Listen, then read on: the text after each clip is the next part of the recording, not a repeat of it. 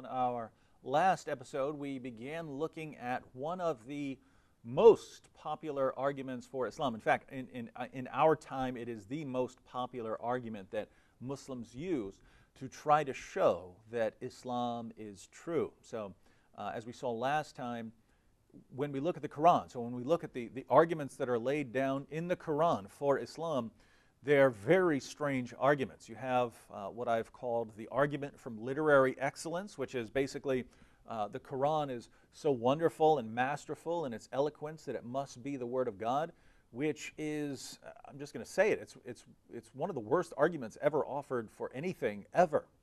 Again, that would be like saying that Mozart's music is so wonderful that it must be the music of God. It's like saying that Eminem's raps are so good that they must come from God, or the plays of William Shakespeare are so good that they must come from God. That's the sort of thing that the Quran is saying, and beyond that, we know that it's just not true. This is a very, very unimpressive book, and let me give you an example, just to give you an idea of how odd this argument is. I'll go ahead and read an entire chapter of the Quran. You can turn to the end and look at some of the short ones. But let's look at one. Chapter 109 of the Quran. Say, O ye that reject faith, I worship not that which ye worship, nor will ye worship that which I worship. And I will not worship that which ye have been wont to worship, nor will ye worship that which I worship. To you be your way, and to me be mine. The claim of the Quran is that is so amazing and wonderful, it must come from God. It couldn't have come from a human being. And here Muslims will say, well, in the Arabic, but that doesn't change the argument. What is that chapter in Arabic? It's just a series of words put into a certain order to convey some kind of meaning. The problem with this argument is human beings can put words in any order. There's no order of words that a human being could not put those words into. So it's a silly argument to say only God could put these words in this order, and yet that's the main argument of the Quran. That is the main argument that the Quran uses to show that it comes from God. Again, worst argument, one of the worst arguments ever offered for anything ever. That's one of the arguments of the Quran. The other main argument that Muhammad used was the argument from biblical prophecy, that there are biblical prophecies which point to him. The problem here, of course, is that according to the Bible, Jesus died on the cross for sins, rose from the dead, and claimed to be divine. And that completely contradicts the message of Islam. Islam says Jesus didn't die on the cross, he didn't rise from the dead, and he never claimed to be divine. So how would Muhammad point to the Bible as some sort of confirmation when the Bible completely contradicts the message of Islam? According to the Bible, Muhammad is a false prophet. Anyone who rejects the gospel or presents a different gospel is a false prophet. So how can Muhammad point to a book and say, that's the book that shows that I'm a prophet, when if we actually go to that book, he turns out to be a false prophet? So these are the sorts of arguments you're dealing with if you go to the Quran. And it's no coincidence that Muhammad's teachings, while they spread among the pagans, weren't nearly as popular among people who actually knew the Bible, because they never would have fallen, or you would have to not know much about the Bible in order to fall for that. So there are Christians and Jews who fall for that argument, but they're certainly not people who know very much about what the Bible says. And even the argument from literary excellence, Muhammad won very few followers using this argument. You say, well, how did Muhammad get so many followers? That's when his argument changed to, hey, join me and we'll go split up the spoils of war. We'll seize property, and we'll take women captives as our sex slaves. And if you die, you get virgins in paradise. That's when Muhammad's message started spreading very rapidly. Before that, he was winning followers here and there, but certainly wasn't very popular. So the arguments that Muhammad used to show that Islam is true just weren't persuasive. He started winning the followers through force, by the sword, by winning spoils of war. That's when he had these sort of mass conversions. So it's no surprise that Muslims today are trying to go in a different direction with their arguments. And the direction that we talked about last time is that Muslims are claiming that Islam is confirmed by science, that science confirms Islam, that Muhammad knew things that were centuries ahead of his time, that no one could have possibly known back then. And so the only explanation for how Muhammad knew these things is that God told him. And since God is telling him these things, then Muhammad must be a prophet and Islam must be the truth. Now, I've never met anyone who bought this argument, who accepted this argument after carefully studying what Islam actually teaches about science. And I think the reason that is because the Quran is a scientific catastrophe. It's a disaster. Last time we looked at Muhammad's claims about the universe. And at the end we sort of put together an outline, but here's an outline of Muhammad's universe. This is the universe according to the Quran and the greatest interpreter of the Quran, who is Muhammad himself.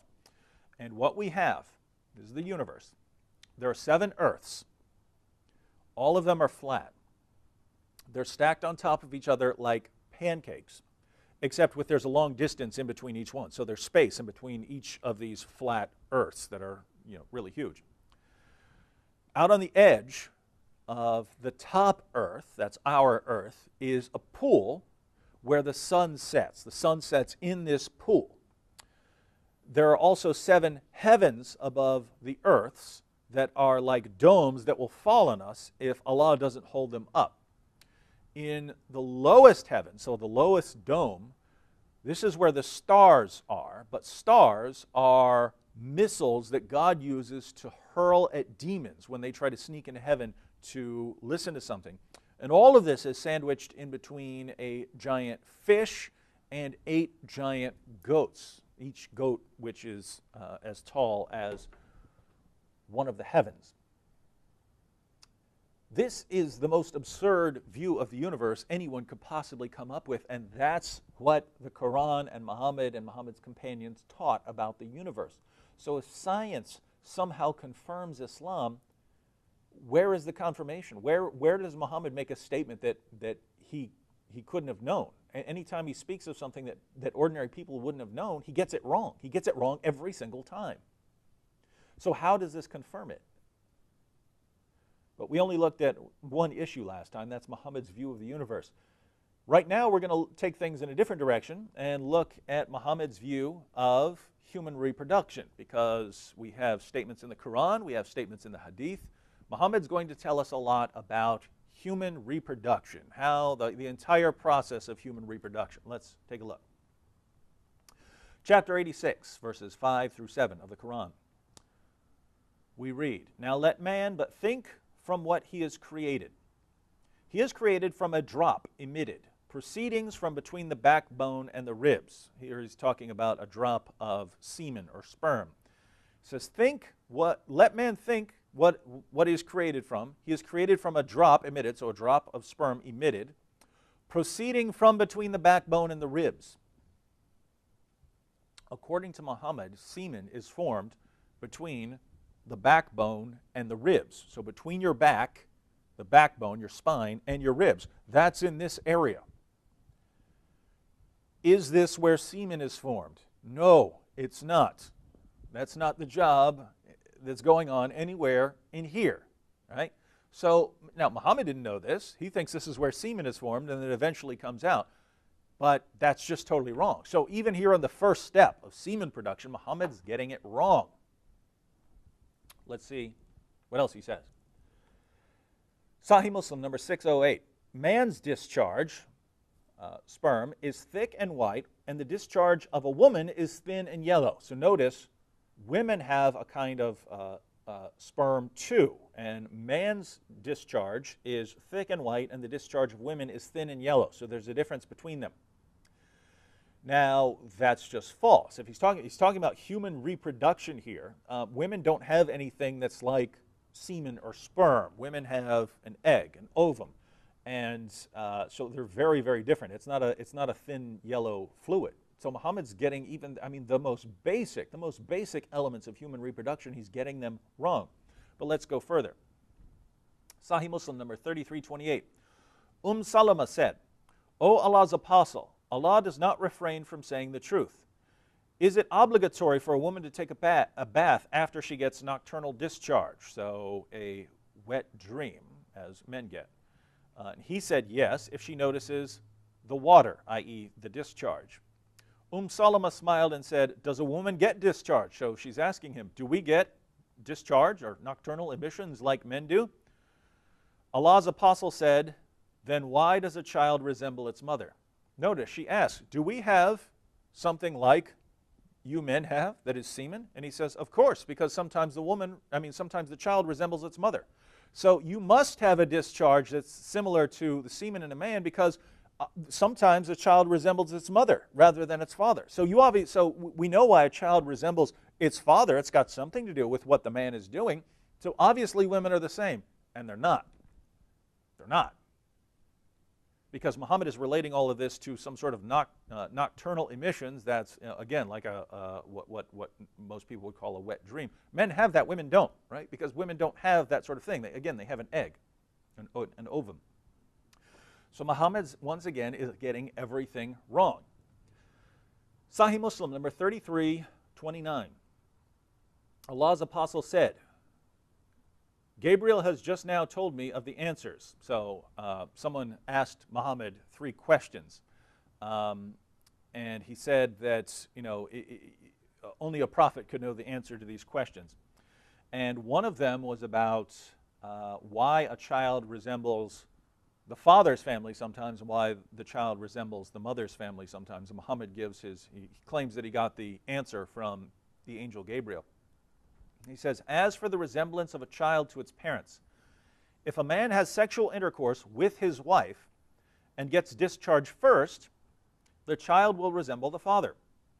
And if the woman gets discharged first, the child will resemble her. On that, Abdullah bin Salam said, I testify that you are the apostle of Allah. Now think about this. One, Muhammad believes that there is, men get a discharge, so men have an orgasm and then there is a discharge. And he believes that women are the same. They have an orgasm and then they release their fluid, which is similar to semen, except the semen of a man is thick and white and the semen of a woman is thin and yellow. And whoever has the discharge first,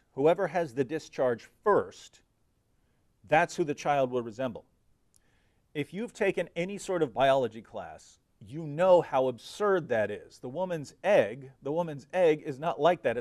She's not having sex and then the egg is released. The egg has already been released, right? The egg has been traveling a long time inside the woman, and when the man is releasing his discharge, the egg has already been traveling.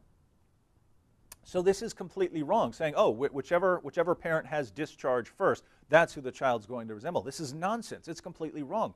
And notice, he's saying he got this from the angel Gabriel to prove that he is a prophet. And this man, who obviously knows nothing about human reproduction, says, I testify that you're a prophet. You couldn't have known this. And so what we have here is Muhammad would just seem to answer these questions, claim that he's getting them from the angel Gabriel, say them with complete confidence, and a bunch of people who are gullible and don't know any better are claiming that he's a prophet based on his amazing knowledge. But we find out that he's completely wrong.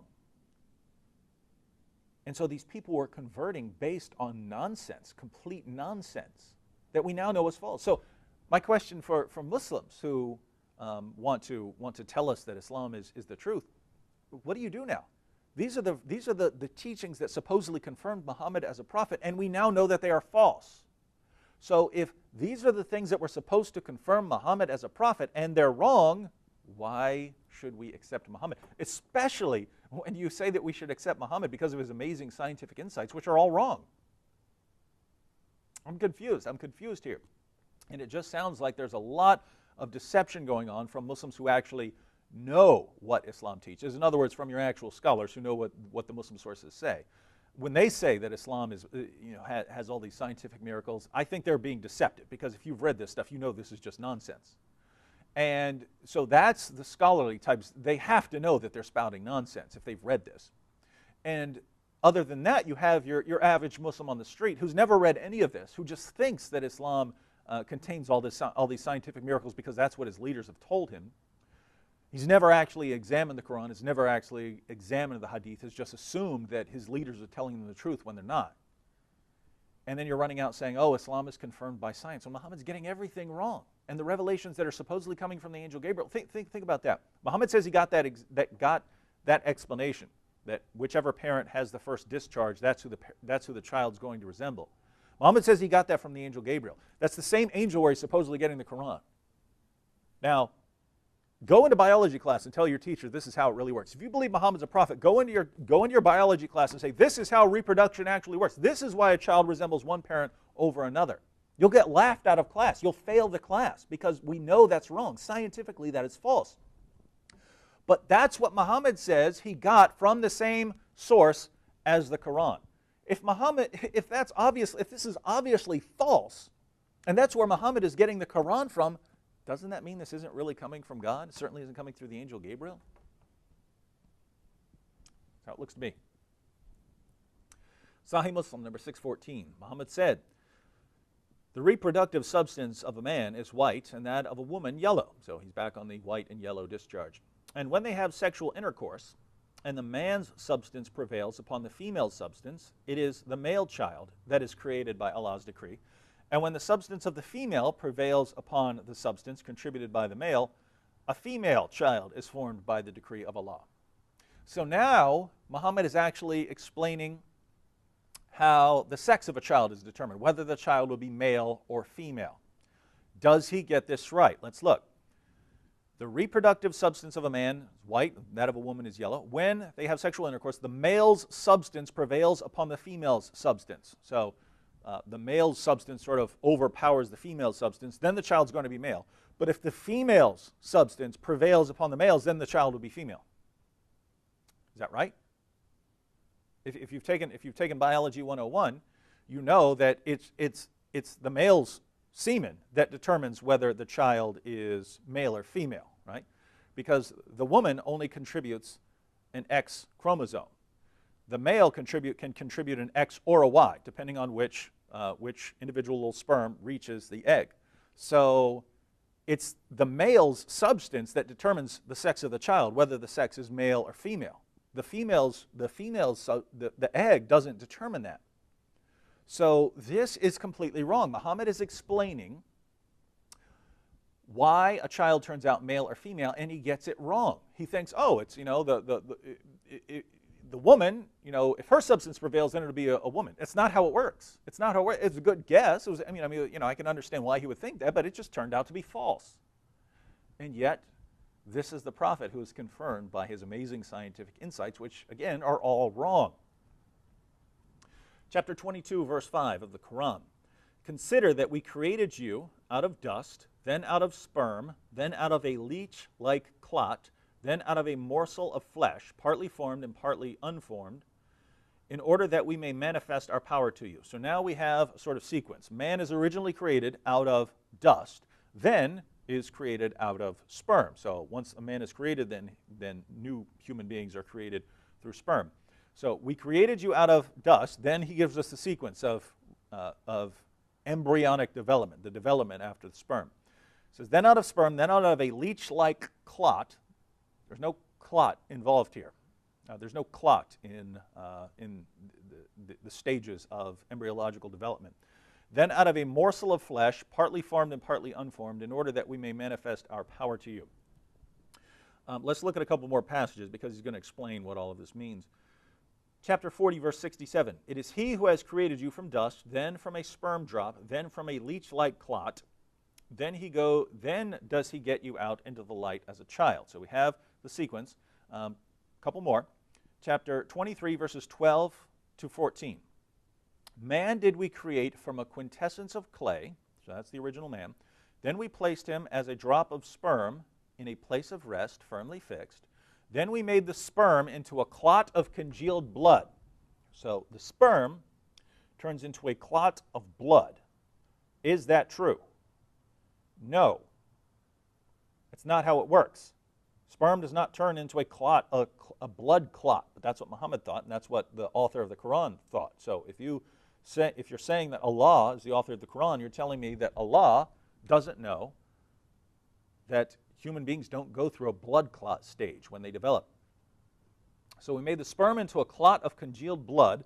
Then of that clot we made a fetus lump.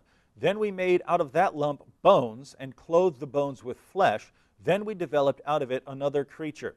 So blessed be Allah, the best to create. So you have the development there. Notice you have the sperm becomes congealed blood, then it becomes a lump, then out of that lump bones, and then the bones are clothed with flesh. That's false. That's false. Bones and flesh are forming at the same time. So this sequence here is just wrong.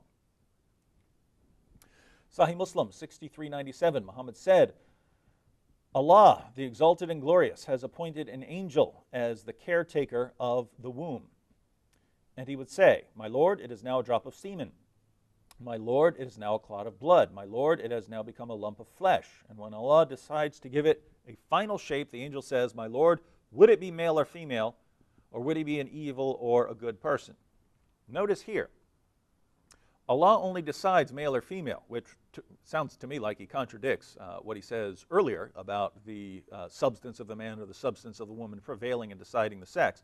But if we want to harmonize those, we say that the substance of a man or a woman eventually, when Allah decrees, after everything else, eventually prevails, and that's when the sex of the child is determined.